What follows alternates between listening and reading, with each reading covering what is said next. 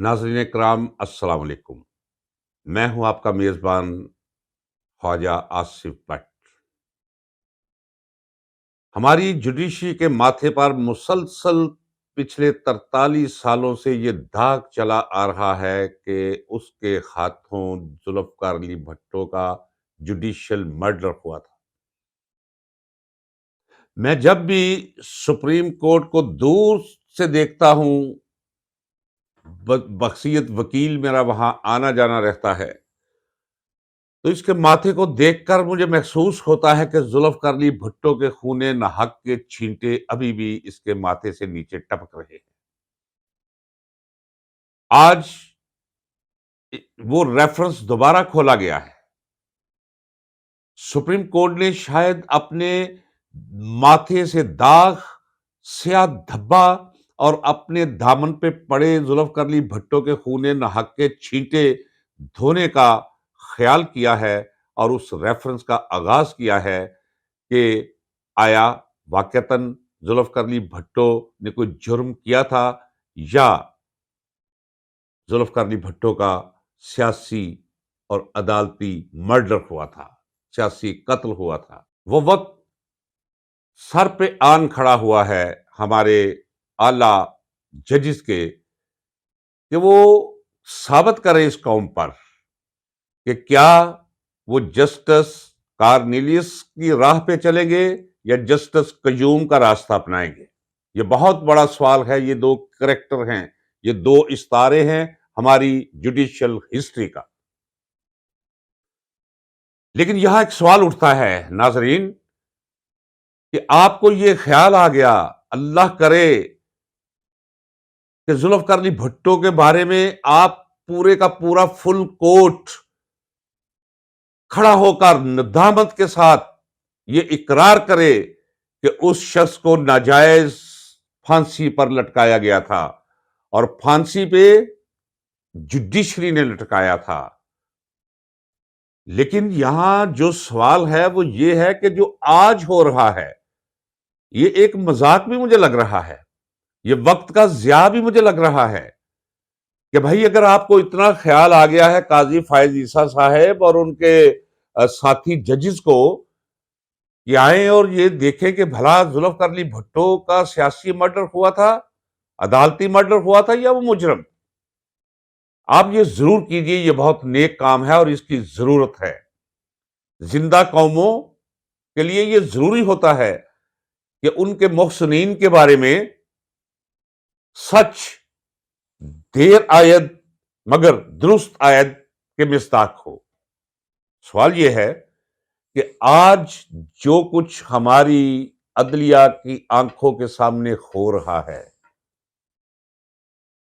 खवातीन 9 मई से जेलों के अंदर गल सड़ रही है, पीटीआई के सीनियर क्यादत को जेलों में बंद कर रखा है, कोई जमानत नहीं। अगर किसी की जमानत होती है तो वहीं से उसे पकड़ लिया जाता है। मैं फिर दयानतदारी से कहता हूं कि मैंने जनरल ज़ियाउल हक की, जिसे पाकिस्तान की तारीख की बदतरीन आमरीत कहा जाता है और बजा तौर पे कहा जाता है, मैं पूरा दौर भुगता है। मैंने 9.25 साल जेलों, किलों और फांसी कोठरियों में गुजारे हैं। लेकिन मैं दयानतदारी से कहता हूं कि अब जनरल ज़ियाउल हक मुझे कुछ थोड़ा सा बेहतर दिखना शुरू हो गया है जब मैं तकाबल करता हूं आज के मुक्तदिर और ताकतवर हलकों से। यह कभी नहीं हुआ था कि एक अदालत अगर किसी को जमानत दे देती है तो वहीं से उसे पकड़कर जेल में ठोंस दिया जाए, तीसरी दफा कोई जमानत हो जाए तो फिर उसे अंदर ठोंस दिया जाए। तो जुल्फ़िकार अली भुट्टो के खून के धब्बे तो बाद में साफ कीजिएगा, सुप्रीम कोर्ट की इमारत और उसके माथे से अपने दामन पे लगे स्याह दाग बाद में धोइएगा। पहले ये तो बताए कि किस मुकदमे में। और जब मुझ जैसा वकील, आप तो जजिस हैं, आप तो जिंदगी मौत के फैसले करने के अल्लाह तबारक व तआला ने आपको इस्तिताअत और वो मुकाम अता कर रखा है کیا آپ کو یہ سمجھ نہیں آتی کہ سائفر نام کا کیس بھی کوئی کیس ہے؟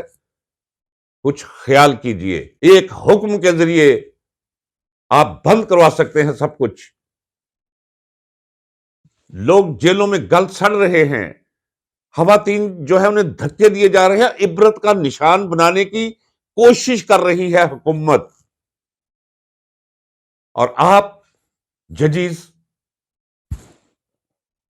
اسلام آباد ہائی کورٹ ہو یا چند ایک کو نکال کر، ایک دو چار کو نکال کر، وہ لاہور ہائی کورٹ ہو، سپریم کورٹ ہو، کہیں سے بھی کسی کو کوئی ریلیف نہیں مل رہا۔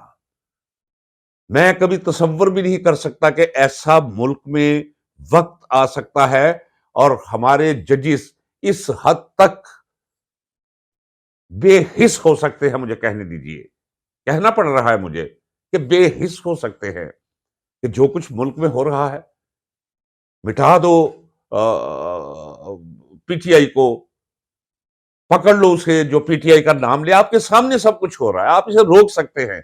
ذوالفقار علی بھٹو کے خون کے دھبے بعد میں دھوئیے گا، اپنے دامن کے سیاہ دھبے بعد میں کسی لانڈری سے جو ہے صاف کروائیے گا۔ پہلے آج جو کچھ ہو رہا ہے اس ملک میں، بظاہر انتخابات ہونے جا رہے ہیں جی، فیبرری کو انتخابات ہونے جا رہے ہیں، اور ابھی تک پی ٹی آئی کو 4 بندے اکٹھے کر کے کہیں آپس میں مشورہ کرنے تک کی اجازت نہیں ہے۔ اگر یہ اجازت نہیں ہے تو اب وہ وقت آن پہنچا ہے کہ جب آپ کی اجازت کسی کو نہیں ہوگی۔ پھر آخر میں یہی کہوں گا کہ اپنے 43 برس پہلے لگے دھبے اور 43 برس وہ خون نہاک کے چھینٹے جو ابھی تک ٹپک رہے ہیں، اس سنگ مرمر کی دیواروں سے نیچے دکھائی دیتے ہیں گرتے ہوئے تازہ، وہ بعد میں دھوئیے گا۔ پہلے موجودہ حالات ان پہ نظر رکھیے اور ثابت کیجئے کہ واقعی آپ منصف ہیں، لگتے نہیں ہیں آپ۔